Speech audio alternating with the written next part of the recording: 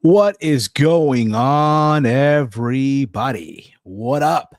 Happy Monday to you all. We are now live here on the Around the Point Network YouTube channel. It's Monday, July the 14th, 2025. If you are new to the Around the Point Network YouTube channel, hit that subscribe button down below. Give this video / stream, whatever it is you want to call it, a big old thumbs up. Share with all of your friends out there, wherever it is that you guys share your pro wrestling content and all that fun stuff. What is going on, everyone? We're also live not only on YouTube, but we're also live over on Twitch, and we're also live over on Kick. For those of you that are wondering, and what is going on, everyone? It is me. It is Steve. Yes, I still love women's wrestling. So it seems. Let me get this fixed real quick. I thought Javier took care of this. What's going on here? What is going on, everyone? I hope all of you are having a wonderful Monday. It is thundering outside. Pouring rain, thunder. My only concern is that this stream doesn't just, I just hope that my power, my electricity doesn't go off or, just shuts. And here we are. You know what I mean? But I hope all of you had a wonderful weekend. I hope a lot of you enjoyed yourselves. And look, there was a lot of wrestling, a shitload of wrestling this past weekend. I wonder, what did you guys enjoy? Did you guys enjoy All In? Did you guys enjoy Great American Bash? Did you enjoy Evolution? Maybe there's some of you out there who enjoyed Great American Bash. I think I just mentioned that only seconds ago. Or maybe you enjoyed, what's it called? Super Card of Honor and all that stuff. What is going on, ALW? Long time no here, but glad to see that you're here, brother. And, of course, I am not alone here, joined by the good brother himself, the one, the only Chase Oliver. Chase, what's up, brother? How you been? Good, man. Good. Happy it's Monday. Happy it's Monday. Like I was saying, hopefully where you're at, it's nice and sunny out. Over here, it's thundering, rain. My only concern is this, my power doesn't go out. Then we'll really be in the mud. But let's hope it doesn't happen. I was telling people, there's a lot of wrestling that went down this weekend. You had All In, you had Evolution, Great American Bash, Saturday night's main event. And hell, you even had, Super Card of Honor. You had, the SmackDown and all the other indie stuff that happened this weekend as part of All In Weekend. Look, I know we're short on time because we're all about to start at, at 8:00. So we're not going to really get into this and break down every single match by match like people were probably expecting. The way I look at it, you know what? Let's just give our quick summary thoughts, if you will, on each show. Does that sound fair to you, Chase? Yeah, that's fine. I mean, You know what? I don't feel like every match needs to be discussed on the Exactly. show. Yeah. So Exactly. Yeah. For me, I thought the show of the weekend was obviously All In. I thought, the fact that, the stadium setup was great. I thought, the fact that it was at 3 p.m. at first, if you guys remember, I was like, why are they going so early? It's the WrestleMania. Because remember, the whole thing came out, Great American Bash and the counter programming. And I was one of those who felt like, you know what? it was just originally Saturday Night's Main Event. Like WWE just had Saturday Night's Main Event going on that weekend, and then like they had a Great American Bash like 2 weeks after, and then they had an Evolution like around the same time. So yeah, because like originally it was just Saturday Night's Main Event, and then everyone thought, oh yeah, WWE's gonna stack up that Saturday Night's Main Event, but they didn't really stack up that Saturday Night's Main Event. They did not. Even AEW saying, Chase, what's up? What's up, AEW? Hope you're doing well, my brother. Hope you're doing well, brother. Make sure you take your medicine before the season, man. I don't want you screaming about your Cowboys. Fuck, shit. I remember those. I remember back in the day. I watched All In and thought it was a 7.5 out of 10. Okay, that's fair. For me, I thought it was a B. For me at least. Chase, what about you? Yeah, I give it. Originally, I rewatched some stuff just to see like if certain things hit different. Originally, it was an 8, and I've kind of changed it to now just like an 8.5. Like I feel like that's where I'm at with this show is an 8.5. I think Double or Nothing is the better pay-per-view for me in AEW sense. Like I enjoyed that pay-per-view more overall than All In. There are certain matches on this card where I was just like, I'll never go back and rewatch the trios titles, the TNT 4-way, or like the tag team title match. So if I'm canceling 3 matches out of this card and those matches got a lot of time, then yeah, like to me, I can't give that show like a 9 or 9.5 out of 10. But yeah, I thought overall great delivery from AEW. I felt that it was really good that they nailed the landing on what we needed to see from them, and it's good for their consistent, solid to good television shows that they've been producing as of late. So very good perception for AEW because AEW right now perceptionally has been the better company in terms of watchability. But no, of course, and yes, I was gonna get to this, Romeo. Yeah, I love the fact that now, like, again, it was too damn long. Look, it was good that they started at 3 p.m. here on the East Coast. Where I'm sure where you're at, Chase, at 12 p.m. Yeah. They were in Texas, so it was 2 p.m. Right? It was good that look, it was a Saturday. It was a 2 p.m. over there in Texas, 3 p.m. here, 12 p.m. your time. So it was fine. However, still too long. The show went about 6 hours, almost 7. It almost went into the 9th. It entered the 9 o'clock realm here on the East Coast. I would not be surprised if next year Tony decides to do 2 nights of All in London, which I think, honestly, I'm fine if he wants to do that. I don't think he's going to do that, to be honest. But yeah, it was taxing. It was taxing seeing that the show was so long and stuff. I feel he needs to trim some of the beef down, and I feel like sometimes some of the wrestlers need to be talked to that less is more. Like we don't need look, only 4 matches on this card had any right going 20 plus minutes or at least 15 plus minutes. Absolutely. Those 4 matches are Swerve and Ospreay versus the Bucks, Mercedes and Tony, Okada Omega. Okada Omega can get whatever time they want because it was the 5th and this is like some epic rivalry. So of course, give them whatever time. And then Heyman and Mox get whatever time you need to tell your stories and stuff. Like those are the only 4 matches. Like I'm looking at the match times right now. Hurt Syndicate, Jet Speed, and the Patriarchy went 18 minutes and 40 seconds. That doesn't even include the post match that was like another 4 minutes on top of that. So they got a whole 22-minute ass segment just for that. The trios titles match went 14 minutes and 10 seconds. Both Casino Gauntlets were close to like the men's Casino Gauntlet went over 30 minutes, and then the women's was close to 30 minutes. Like the men's Casino Gauntlet, they could have trimmed so much fat. Like there's so many like I get you were trying to get a lot of guys on there and stuff, but like, did we really need Max Caster coming out rapping? to do the best wrestler in live chat? Juice Robinson, did we need him there? I thought last year's Casino Gauntlet was better than this year's. Oh yeah, last year was way better. This year's was just like shout out to Ricochet. He was the MVP of the match. He did all the bumps. He took every spot from all the big guys and everything. Like it felt like Ricochet was like the only one that was like taking bumps. Like Mystical came out, no one was singing this song, and then he took like the best snap of all time. And then we got the atrocious Anthony Bowens comes out to no reaction. And then he clears the fucking ring like he's one of the favorites. And then like no one cared what he was doing. Like it was so crazy. Like it was just so ridiculous. Like I was just like, bro, like what are we watching? Like this is ridiculous and stuff. Like yeah. Like 34 minutes of that match.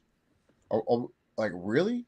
And then like the TNT title match went 15 minutes, but we're not even adding like the 5 minutes that Adam Cole, hopefully gets well soon. Adam Cole took to cut his promo.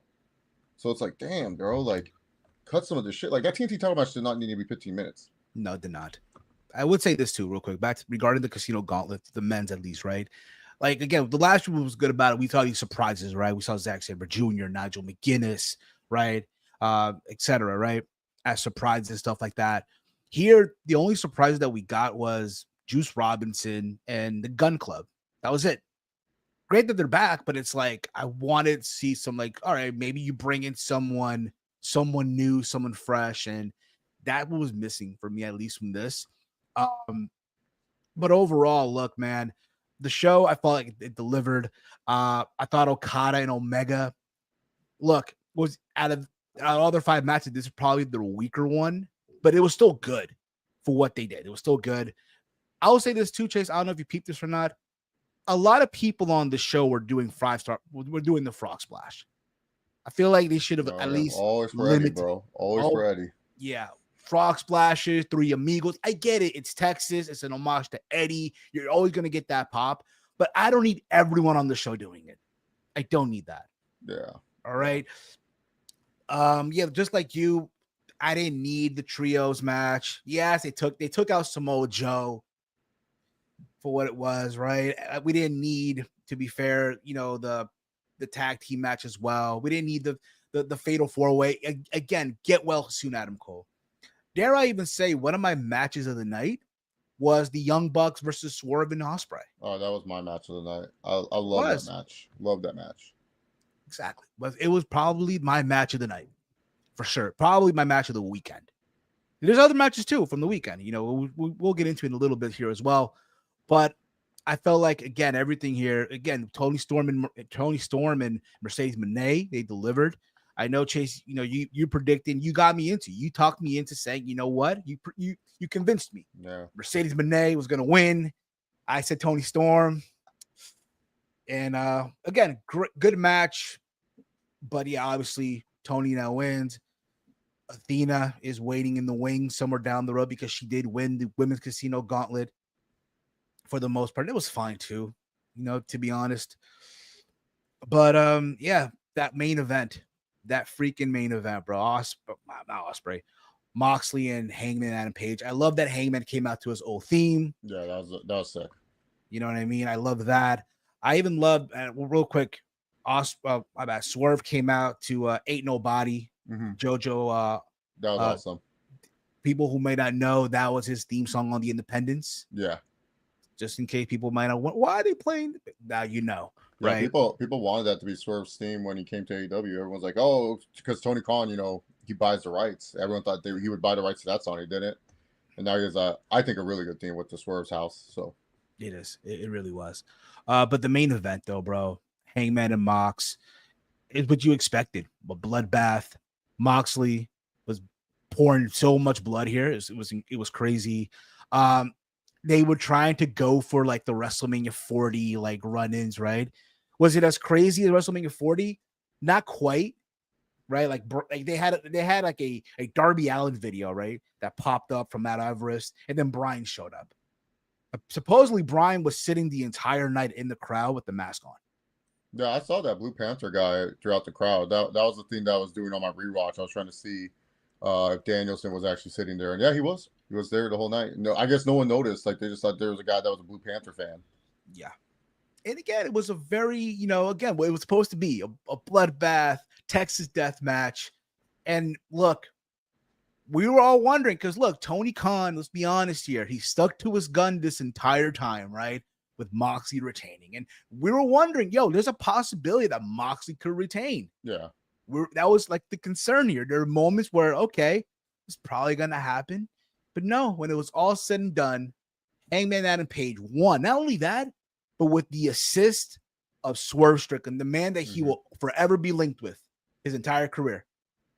Swerve Strickland gave him that chain, the same chain that he left behind in the locker room on Collision. I was thinking, okay, maybe he'll fuck over Hangman here, right? No, he gave him the chain. You know what it reminded me of, guys? I don't know if you guys remember this, but if you guys remember Full Gear 2021, right? When it was Moxley and it was Omega and Hangman, and the Bucks. The Bucks. You saw I think it was Matt Jackson who stared at Hangman and gave him the nod. Go. It's like the same thing here. Like, just go, man, do it, and it happened, bro.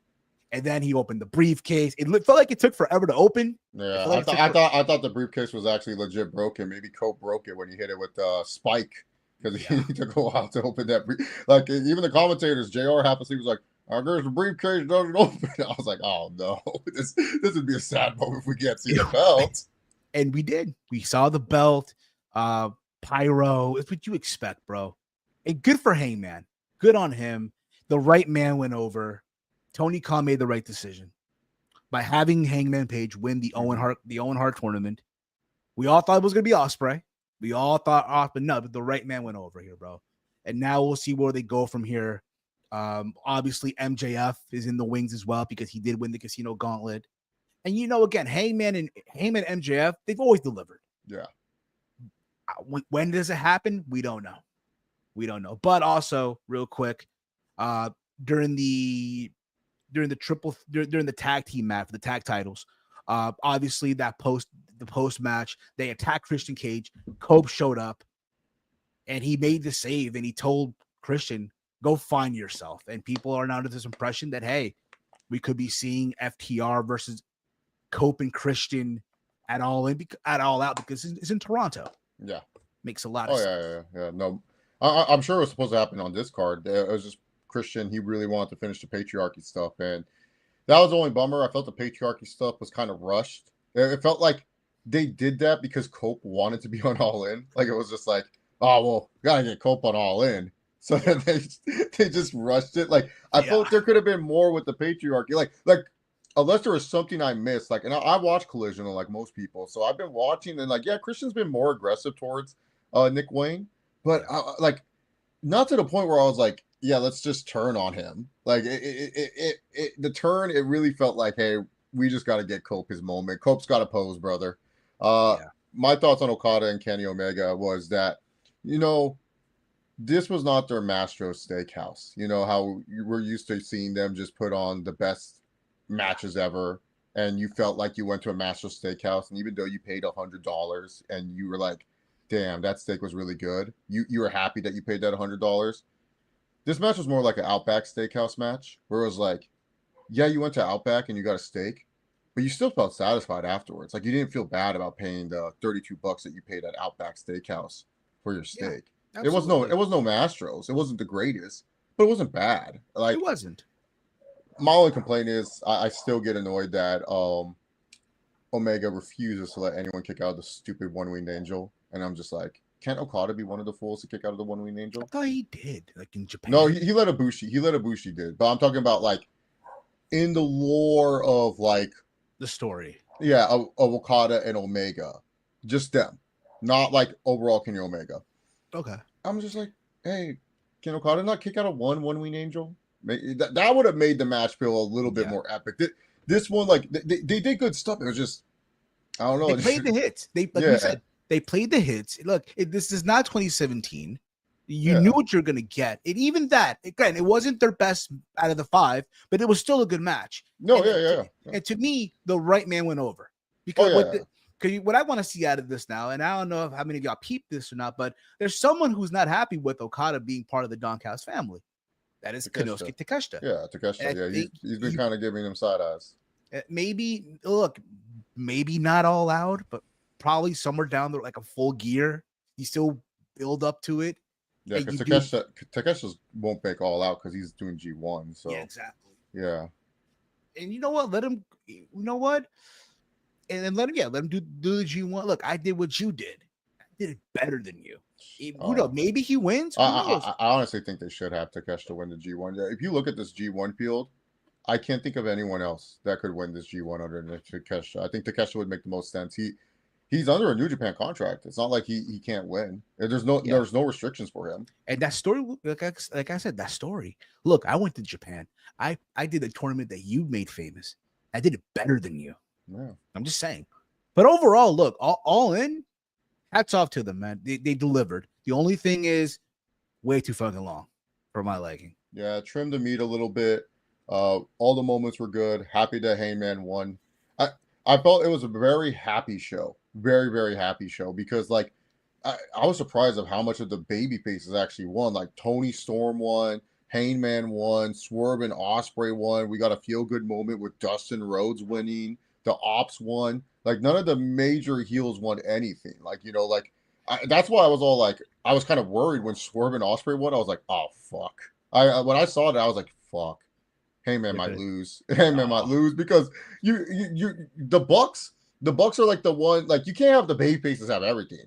The Bucks are the one people where it's like Heyman comes out and he's like, I'm so happy to be AEW champion. He's cutting his promo, and then when the Bucks come out, and be like, ha! Well, guess what? We're still EVPs. Yeah, that's right. And you're gonna have to defend that again against Max or something. Like like it would still be like a thorn in Heyman's side. But now that Swerve and Osprey are the EVPs, I'm gonna make I'm gonna make a shot in the dark. I think the first title defense for Heyman Adam Page, triple threat.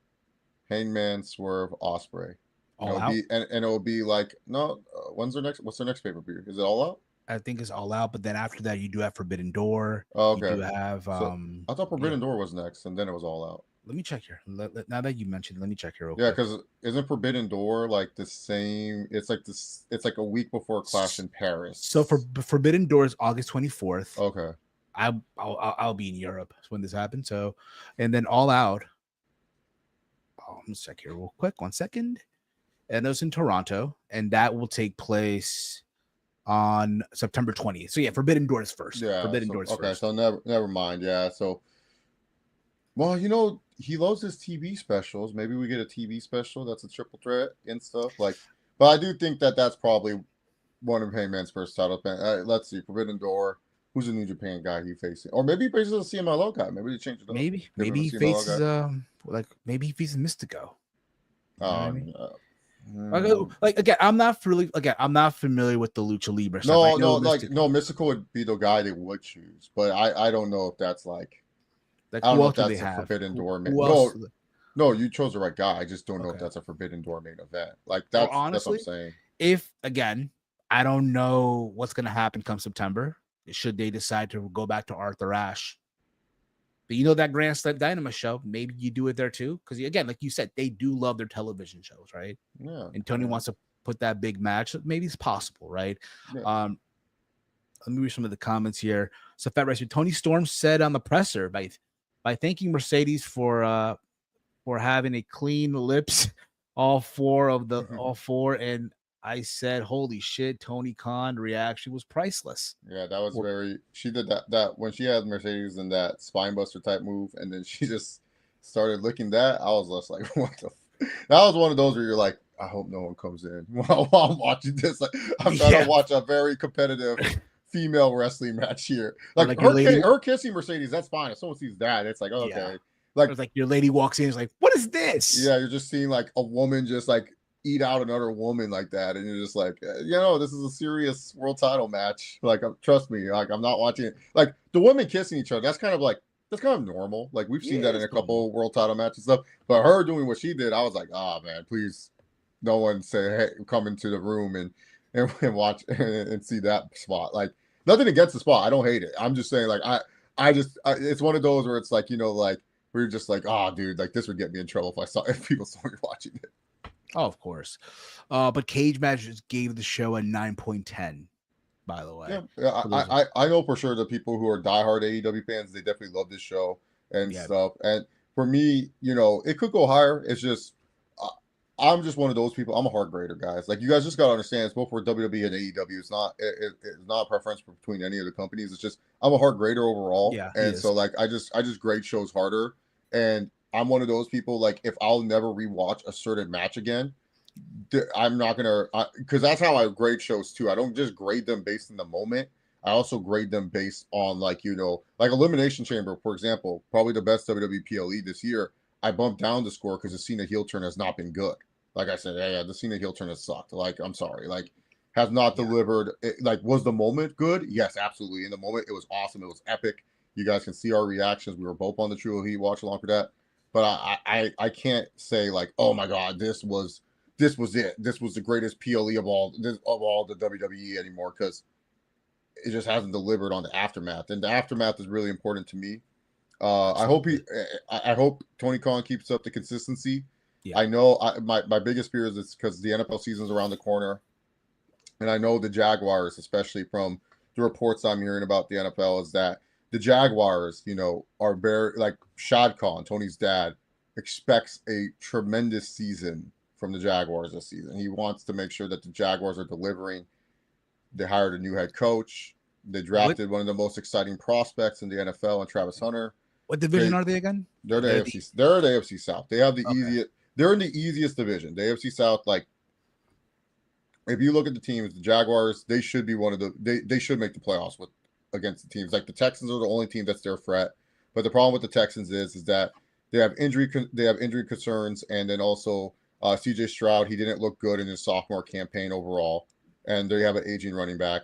The Titans, who are also rebuilding, they're just not a good team right now, but they could get better with the number one pick in Cam Boy, Ward. Blue. The Jags suck. Okay. Oh well, you're my boy Well, Blue. What's up? Hey, what's up, brother? Your Panthers, buddy. They're gonna look good. You have Bryce Young with Leggett and Tatorio McMillan. I like that.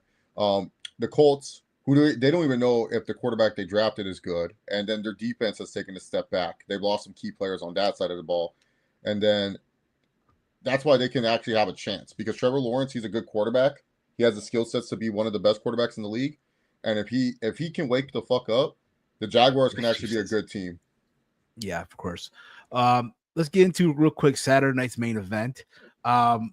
Look, we missed like the first hour because we were on the True Hill Heat. Oh, you didn't miss much though. We didn't miss much though. Yeah, we didn't miss much. We didn't miss much. This is The so cage ridiculous. match I gave hate it to Saturday night's main event. yeah, you know what? I was excited at first, but then again, it's like, yo, it's basically a house show on NBC, Dude, right? I hate that. It's just like a huskless. It's like a huskless form of entertainment. None of the Yeah, matches feel special. Like yeah, that's the reason why like Saturday night's main event used to be cool. It used to be like cool special matches. It felt like a big deal. I mean, dude, like this is the show. Like, let's be real. Saturday night's main event is the reason why pro wrestling's popular. Hogan and Andre happened on this fucking show, bro. we did a throwback on that a while Yeah, back. this is Yeah, this is one of the key. Like, people will talk about WrestleMania, Survivor Series, SummerSlam. SummerSlam, Royal Rumble. They'll talk about that. Saturday night's main event is one of the main reasons why WWF exploded. Like Hogan and Andre had like 18 fucking million people watching or some ridiculous ass 33 number. million, 33 Yeah, supposedly, yeah, according to Bruce, it was 33 yeah, million. yeah. Like they had like a killer ass rating and stuff, and it's like that's what Saturday night's main event used to be about. It used to be like, oh, you gotta make time on this Saturday because it's gonna be like big matches, big event, and it's like, no, it's not even that. It's just like this fucking here's some logos and branding, huskless. We're throwing shit out there, house show Yeah. shit. Yeah, and look, there was a circumstance on this, obviously, regarding Seth Rollins during the LA Knight match.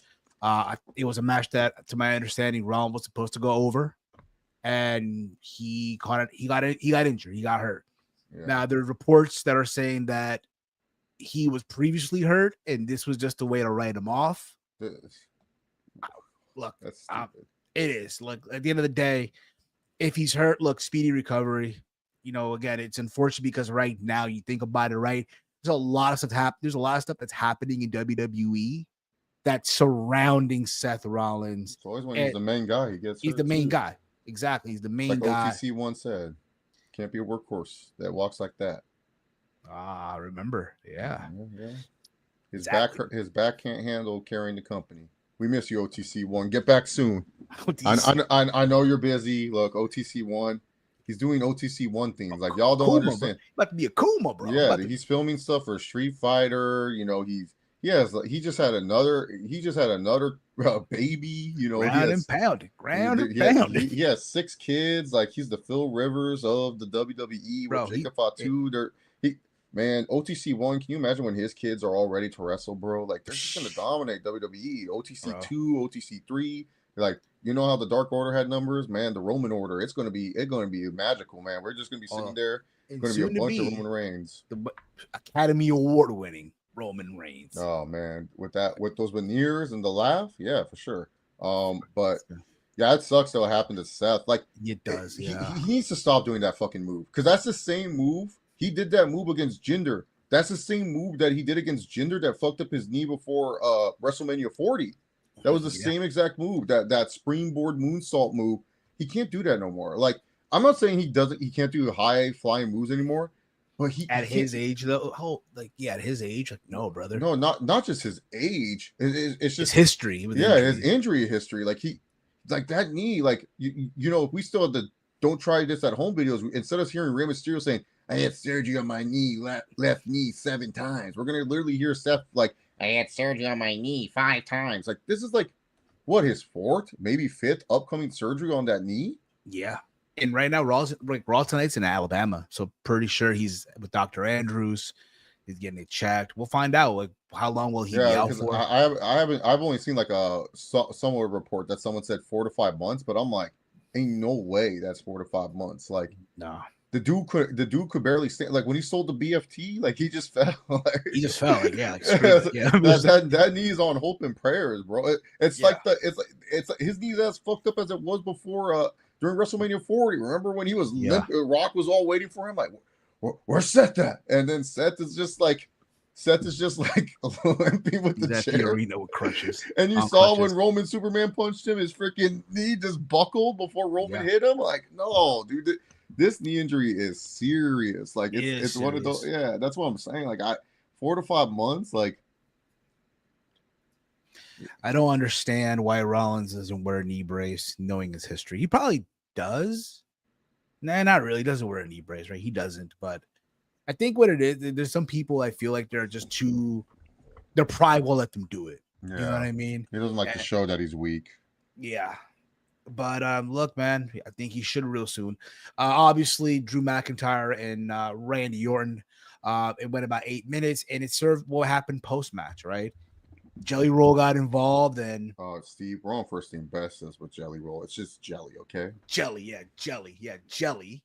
And because of all this, Jelly feels like, you know what? No one taking me serious, man. I want to get back at those guys. And Randy Orton, like, you know what? I got an idea. SummerSlam. Randy Orton and Jelly team up to go up against Drew McIntyre and my guy, bro, the Maverick, yo. Logan Paul gonna carry this match, yo. Gonna carry. Randy was like, "Yeah, you take the bump. I'm fine. I'll just chill here on the apron." But that's what's happening. And look, I know there's some people out there who are like, "Oh, why are they doing this? Oh, what the hell?" Look, you gotta understand something real quick. SummerSlam is less than 3 weeks away. They need things on this show to get people talking, to get people to watch. And again, we already know WWE loves their celebrity involvement on these shows. You're getting Cardi B, you're getting Jelly. What else could you ask for? Yeah. I really don't care about the match, to be honest, so it's not going to really affect me. But yeah, we all know that WWE. If there's a chance a celebrity wants to wrestle and it's a celebrity that has a decent following and a following that they feel like synergizes with them, they're going to get it. Like, it's just like with Travis Scott. They're going to have Travis Scott be featured because they know people are going to be like the TikToks, like I Show Speed and stuff like that. Like, it's just, I think it's just more alarming that Jelly is just getting such a push. Like, they're pushing Jelly pretty heavily and Yeah. stuff. Like, it's not like this has been naturally leading up. It's just kind of like, we got to sell tickets to a 2-night SummerSlam, which they got to start filling out that card, bro. that card. I mean, I know we're gonna get at least another match, sort of announced after tonight's Raw main event, but oh man, 3 weeks away, and you don't even have most of the card filled out. Yeah, it's no right now, no bueno right now. But I will say, for the most part, again, yeah, it's just not good right now, man. It's not good. But also on the show, you had Solo Sikoa and Jimmy Uso. I didn't get to watch it, but obviously Solo got the win, taking it all. Good on him. It was such like it was. Just trash. It was trash. It was bad. It was bad. I'm not gonna lie. It was. I can imagine. Big Jim and Solo, they just don't have the chemistry. And they're brothers. And you think they're brothers. Yeah, I think Big Jim, when he wrestles his brothers, he just becomes an idiot. I've been one to praise Big Jim's work. I love Big Jim, loyal soldier to the OTC one. But Big Jim, man, like when he faces his family or something, it's just like he becomes an idiot. Like he just doesn't perform as well. Solo wasn't even half bad in this match, to be honest. And the finish was hilarious. Like Solo got the pin, but Tala Tonga used his leg and pushed Solo's butt, so that way Big Jim couldn't kick out. That's literally what the finish was. I was laughing my ass off. I was like, bro. But Tala Tonga, he has a great presentation. I'll say that his presentation, like he's like the only fucker where I'm like, Jesus Christ, I wouldn't want to fight that guy. Like Jacob Fatu was in the ring with him, and I was saying that when Jacob Fatu was trying to attack him. So like, hopefully they can get something with Tala Tonga because, because he's packed on the muscle. Like when he was in New Japan at Hikuleo, he wasn't this big. Now he's fucking big. Like he's been in the lab.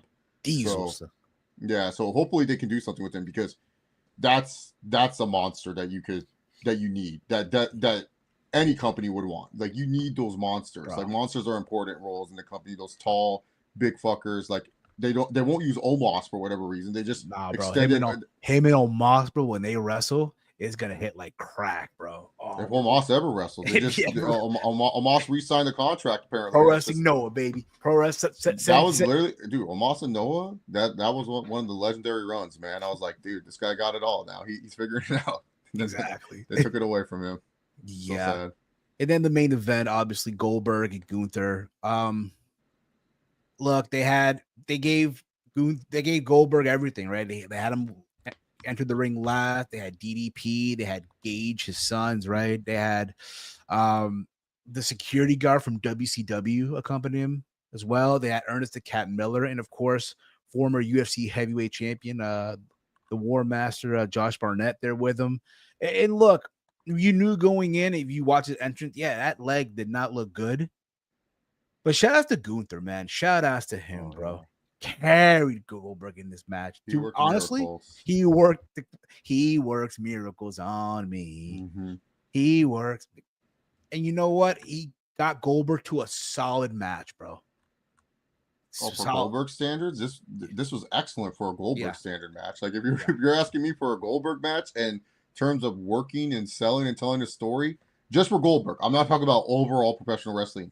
This was Goldberg's magnum opus. Like I was surprised. Like I was expecting, okay, like spear, couple chops, sloppy jackhammer, but no, they actually told a really good story with Gunther attacking the knee of Goldberg and using that as a focal point. Solid rep bump. Gage got his get back from Backlash. Thought they did a good job. Really good stuff. Like you said, decent match. I couldn't believe how like I was actually enjoying it. Good false finish because like when Goldberg hit the jackhammer, he had to hold the knee for a little bit, and the ref was down. So I was like, oh no! And then the ref came, and the fans they bought into it because they're 1, 2. They said 3, and then Gunther kicked out, and the fans were kind of upset. Good stuff, yeah. Actually, really good stuff between Gunther and Goldberg. So the match went about 14 minutes. Now, Longest Chase. match since 2003 for Yeah. Goldberg. Oh, okay. God, I was about to ask you if you knew, and yeah, Unforgiven 2003. Yeah, Unforgiven, him and Triple H. do you know what Goldberg's longest match was before this one? I'm gonna guess, if I can guess here, You probably won't get it. Probably 2000 WCW. No. I'm talking about in his current run. Like On his current, when he returned, since returning beating Brock Lesnar in Toronto. What was his longest match before this one? probably. I want to say the Kevin Owens match because there was like a lot of like. Oh no, not the Kevin Owens match. The Brock WrestleMania match. Not the Brock WrestleMania match. The Fiend match. The one with not the Fiend. The Roman Reigns. Not Roman Reigns. The Drew McIntyre. Not Drew. I feel like I'm missing somebody here. Oh, Dolph Ziggler. Not Dolph Ziggler. Oh wow. Bobby Lashley. Which one? SummerSlam. Not that one. The Rumble? They didn't wrestle the Rumble, right? Did they? No, it was Falls Count Anywhere at one of the Saudi shows. It went 8 minutes and 42 seconds. Wow. That was Goldberg's longest match until this one. And yes, and then after they cut off, but obviously there was like a post thing that they uploaded on the channel where they gave Goldberg a standing ovation. He got on the mic. He told everybody to treat other like you want to be treated and stuff like that. He was talking to Triple H when he said that. That's true. I could tell. I felt that energy. Goldberg never changed, buddy. Never change, man. And yeah, man, look, it was what it was. It was Atlanta, and it was not again. And this is why there's been reports. I don't know if you caught this or not, but they're saying that Cena's last match might be on a Saturday night's main event. Please, no. I hope not. Oh, yes, it's gonna be. That's the Boston one. Oh God. Yeah, his last stop is Boston. Like they butchered the Cena last run. He only has like 11 dates left. He's only going to be on one SmackDown before SummerSlam. And then SummerSlam, and then after that, go away for a couple months, then rebuild. Clash of Paris. And then after that, all right, rebuild.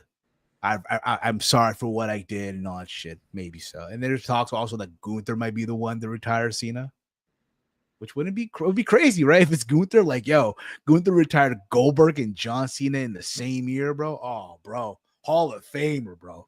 Get that guy in the Hall. I know CPZ may not want to hear that, but put him in the Hall of Fame, bro. Oh, Gunther retired Cena. That would be. He was the guy that everyone remember before Cena did the heel turn. How many people Cena and Gunther has to be the WrestleMania match? Everyone thought that was going to be the WrestleMania match. That's what should have happened and stuff. I told people, no, it's going to be someone else. Like, no one wanted to listen to Chase. Chase was right on the money on that. It was going to be Cena versus Rhodes the whole time, but no one wanted to listen to me. Everyone's like, then what do you do with Gunther? I was like, guys, main event Jey Uso's there, I guess, or something. No, yeah. Absolutely. That'll be fine. That'll be fine. Retirement match. I don't see any issue with that. Gunther, he's like Triple H's breaking case of I need to make things are good again thing. Like he's like the sticky tape for WWE right now. Like Triple H needs something to be good. Yeah, just throw Gunther out there. Jay's title reign, it's okay. How have Gunther hold the belt? Yeah. And then after this, we was get to Evolution, which look, this show had a lot of things going, right? The lack of build, a lot of circumstances, right? Around the show, right? The lack of build, right? And ticket sales, what have you. But despite all that, they deliver, bro. Evolution 2 delivered. Obviously, this blows the first Evolution out of the water. Hands down. I thought the opening match was great between Becky, Bayley, and Lyra for what it was worth. Obviously, Becky retained. I saw the Blake Monroe heel turn coming a mile away between Jordan Grace and Fallon Henley. My bad, no, JC Jane. I'm sorry, JC fucking Jane.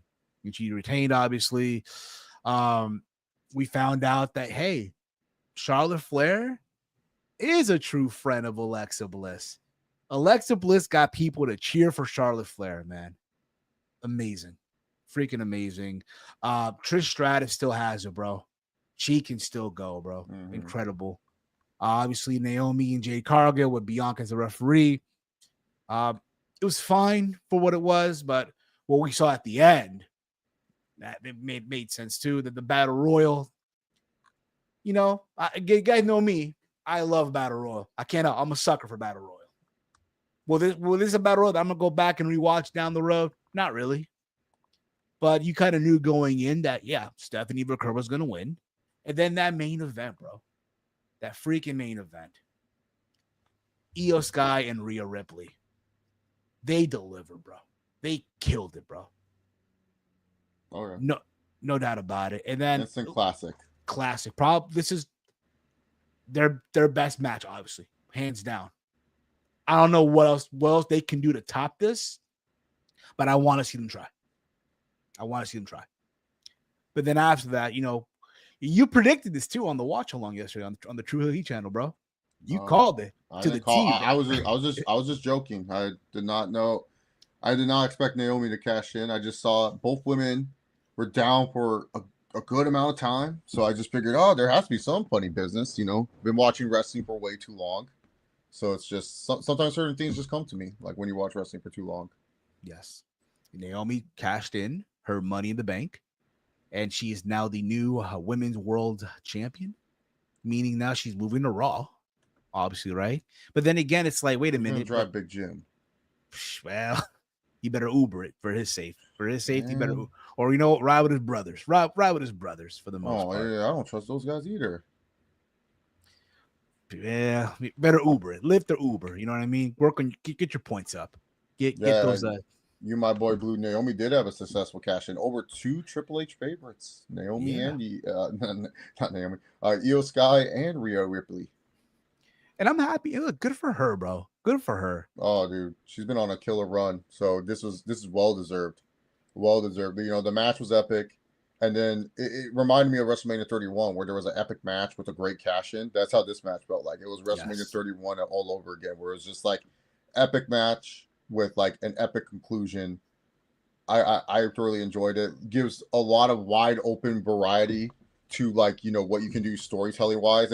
It's up to Triple H now to follow the GPS, and hopefully he can execute compelling television out of it. But this is definitely something where it's like a moment, especially for PLEs, where you're like, I gotta watch Raw. Now I gotta watch Raw. I gotta see the fallout after this epic match got ruined by Naomi and stuff, and the cash in and everything, perfect. That's what you want. That's that kind of the stuff that these quote unquote filler PLEs should deliver on, where it's it makes you want to watch the weekly shows.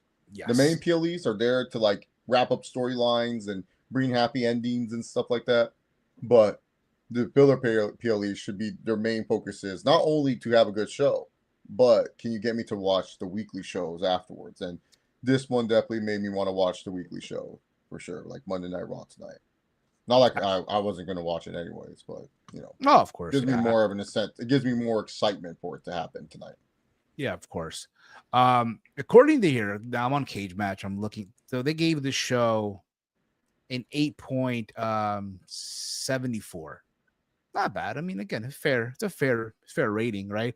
Now they got their notes here. They're saying here that Stephanie Booker will receive either a shot at the WWE Women's World Title, or the Women's Title, or the Women's World Title at Clash of Paris.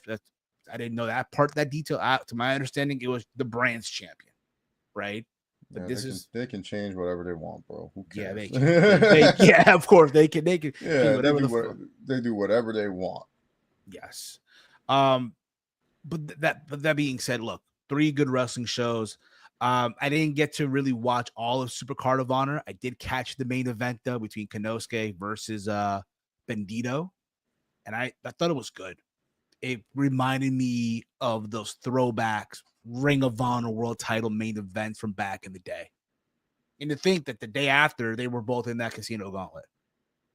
Did you catch I don't know about you, but did you catch the show, or did you just caught that one match? No, I was able to rewatch Supercard of Honor in full, and I caught a good amount of the show on Friday, and then I rewatched what I missed.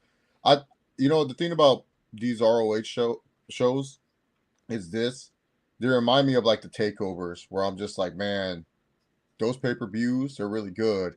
It's just a weekly product, not as good. And if he can get the same effort that he gives to the pay-per-views that he does to the weekly product, ROH would be in a better spot. I'm not saying it would be great, but it would be in a better spot. I think I think what doesn't help is that it's unfortunately stuck on the paywall. I really do believe Tony. The reason why Athena has been holding this title so long, and they had Jericho hold the belt for a bit there. They were trying to get a TV deal, and he probably thought if I showed Jericho and Athena again, who do have a name because where they've been. If you listen to Jericho, remember Jericho said that he was one of the reasons why AEW got a TV deal. Like, and it didn't have exactly. If you listen to Jericho, he will tell you. You'd be like, Yeah. my name being brought up got them on Warner. Yeah. Chief writes here. Should they make Evolution a yearly event? They have the talent. They will deliver. Yes, but the reality is, they won't. They just won't do it. And the reality unfortunately, is, my take is this: every other year you do Evolution, and stuff like I would say every other year, and the reason being is it's not like I'm looking at more in a level-headed mindset of business, and then also booking and stuff like that. Yeah, business-wise, Evolution is a hard show to promote because unfortunately there's a lot of wrestling fans who still don't support women wrestling to a high standard. Like they won't go and they won't show the support to the shows. So you have to find markets that you can go and attack that it's like, hey, they would go to this show and stuff. Like that's what you need to do. But it's just more if you look at it from a business standpoint, this show wasn't even really planned all that through. Like they weren't really going to be doing this show. The show kind of came out last minute in the WWE calendar of events. Like this wasn't an event that they previewed in January. This event literally just came like in like April. So it's like one of those things where they kind of rush this event. So for me, it's just like I would say every other year would work because then you can kind of fit it perfectly in your calendar of schedules. You can give that a lot of time, and then you can go to a market where it's like, okay, let's go to like in LA where we know there's a lot of big women supporters over there. Let's go attack this area because we know a lot of people would support it. Yeah, like let's go to these areas. You can strategically plan it, and then you can also make a good house out of it because Triple H's answer was pretty much like, hey, sorry, like business wise, it just wasn't. Like, if anything, they probably lost money off this event. Like, and that's not a knock on the women. That's more of a knock on WWE than the women. Yeah. But it's just the thing is, too, we also got to look at it from a fan perspective.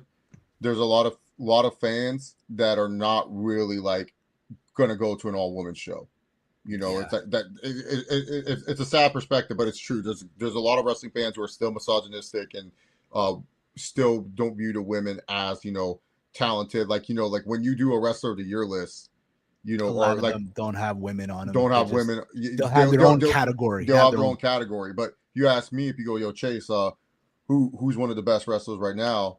And I'll say like Takeshita, Io Sky, and you're like, no, I just said wrestlers. And I said, yeah, Io Sky's a wrestler. She's not just a women's wrestler. She's a wrestler. So that's why I put Io Sky on my best wrestlers. I said, I'm not high on Tony in the ring. I like her as a character. It's character-wise. Yeah, but not in the ring. Like I'm talking about best in the ring. Io is one of the best wrestlers. Yeah, absolutely. Io, Mercedes, they're like two of the best in-ring wrestlers right now. Like hands down. But yeah, that's just a sad fact, Chief. It's just that I don't think Evolution financially would be a good PLE yearly, but I feel like every other year, and then you're kind of like get it where fans are like, oh, I should go to that Evolution show. Like make it where the fans miss it. It adds like a little bit to it, and then they can plan it every other year and not make it feel like, okay, we have to do Evolution every year. We have to do an all women's PLE every year. Make it feel where it's like a special event, like or treat it like the World Cup. Every 4 years we get like a women's Evolution or something like that. Or every 2 years we get one. Like something like that. But you just have to look at it from a financial perspective. It's just like I'm not saying people don't like women's wrestling. It's just there are that select few in the fan group that still don't believe in women's wrestling. I mean, Steve doesn't even own a women's wrestling T-shirt. He said he loves women's wrestling. He don't even own one. Okay, fine. Fine. I didn't get to watch Great American Bash, but I heard a lot of people who loved the Ricky Saynes and Ethan Page match. Did you watch the show by any chance? Yeah, I watched it. It was good. I mean, for NXT standard, it's NXT standards, Like Yeah. what you know from NXT, what you get. You get a good 7.5 out of 10 show every time from them. I mean, we went to the best one in my opinion, Stand and Yeah, we did. Deliver. We did for But sure. this is like their typical PLE type of show where it's like, it's there, nice small crowd, people were cheering, they're hot, Center stage, yeah. and good matches. I just feel bad that Obafemi's title reign is just being competed with AEW every single week. I just feel like I feel bad the fact that his title run has taken a backseat to this TNA world title, this TNA title right now. Yeah, that's true. Trick feels like the real champ. It does, absolutely. I will say this though, like, what are your, before we put a bow on this, because I mean, look, I know also Amanda Serrano lost to Kay Taylor once again. Not her best showing, but hey, it is what it is, right? At this point in juncture. Yeah, she fought to lose that fight. She tried to fight smarter, not harder, and that costed her. She should have she had a good game plan in the opening rounds, and she should have went hard in the later rounds, and she just didn't. Yeah, it's on her. I'll tell you what. Before we put a bow on this, let's. What are your? I don't want to say top five, but what are your best 5 matches of this weekend? This weekend. Before to wrap this up here. Yeah. So for me, number 5 would be Mercedes versus Tony. Number 4, the death match, Hangman Adam Page versus John Moxley for the title. Number 3, Rhea versus Io. Number 2, Bucks and Swerve. Bucks and Swerve versus Bucks versus Swerve and Ospreay. And number 1, Takeshita versus Bandito for the ROH title. I don't have them in any order, but yeah, the same for me. Again, Mox and Hangman. Again, this is not in any order, just 5 matches. I think again, we're telling you guys to go back and rewatch whenever you get a chance. Obviously, Mox and Hangman, Tony Storm, Mercedes Moné, Bandito, and Konosuke Takeshita. Dare I even say, not even like, this is more of an. We'll get to honorable mention in a sec here. Rhea Ripley and Io Sky, and of course, the women's intercontinental match. Okay. And if you want honorable mention, Okada and Omega for the 5th one. Honorable mention. Yeah, Okada and Omega didn't make my honorable mention. My top 5 list. Yeah, again, it was a good match. Just we've seen better. If you want to see like their hits, go on New Japan World and rewatch them. You know what I mean? Before we put a bow on this, though, there's also a UFC pay-per-view happening this Saturday. It's the retirement event here for Dustin Poirier. So I'll do a quick little preview here if you want. Here, let me just get the sharing here. 1 second here. Got the share screen here. Quick little preview if that's okay. Yeah, that's fine. Let's see here. We have Michael Johnson versus Daniel Zellhuber. Did I say it right? Zellhuber.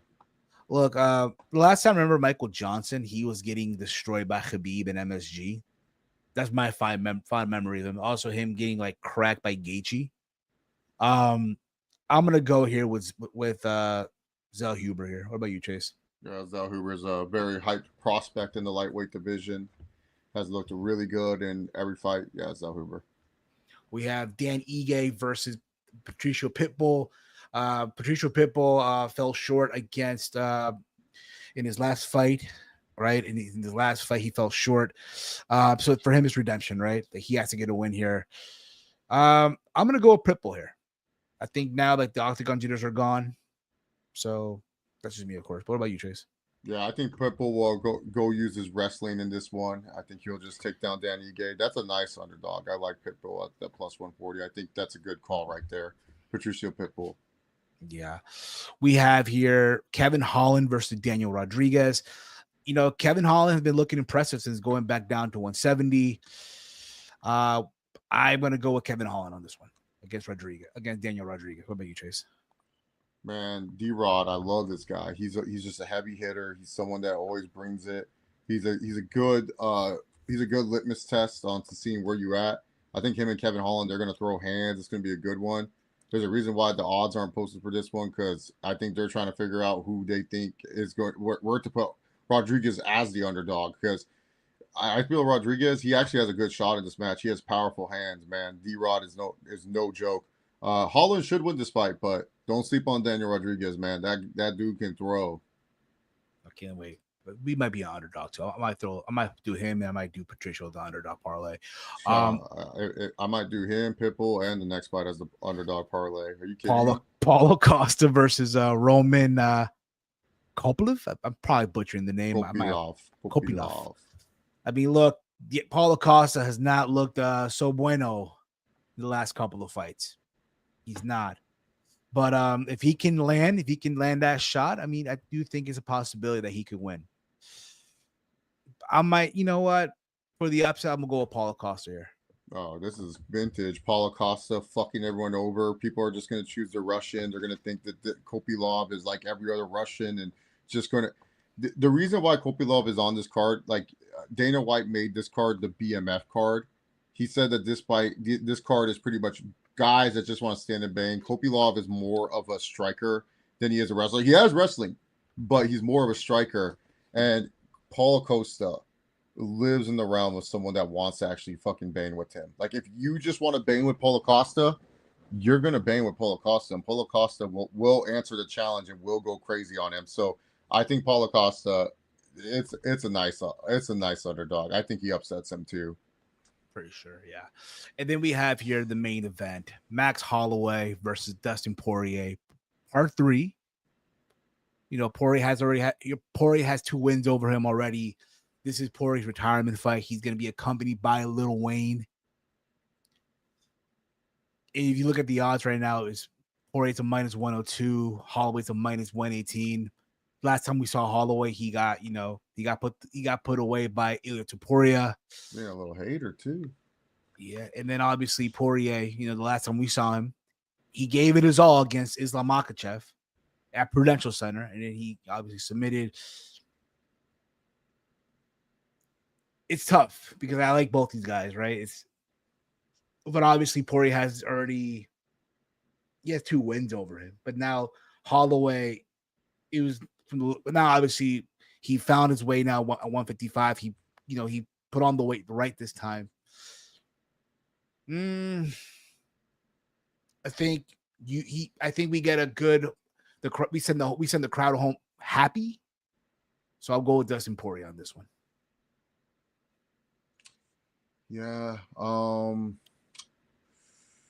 For the BMF title, I don't think Max loses this one. I think Dustin is, when you're someone that's entering a retirement fight and it's your retirement fight and you're not going to do anything else after this. It's not like you're going to go to Bare Knuckle FC. You're not going to go do anything else. Like, you're truly done.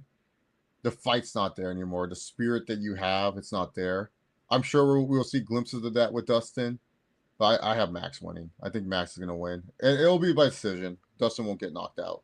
That'll be a sad way to go out, though. Yeah, it would be a sad way to go out. Can you imagine, like, if Dustin just cracks him, right, in the first round? He's like, you know what? I got, like, one more badass fight left in me. Because theoretically, right, say he's not retiring, right? He beats Max Holloway.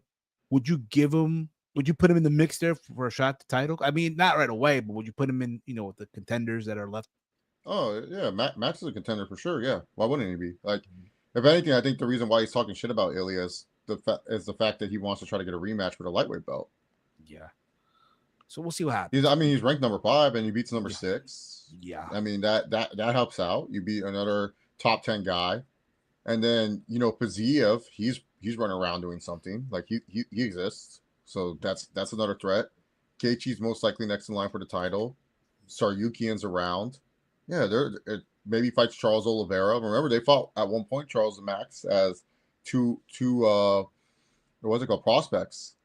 And Max beat Charles, so Max has a win over Charles. Maybe Charles wants to try to get back and stuff. So yeah, it's very interesting. There's so much stuff that can happen here, but it goes down this Saturday, and then Sunday's TNA Slammiversary.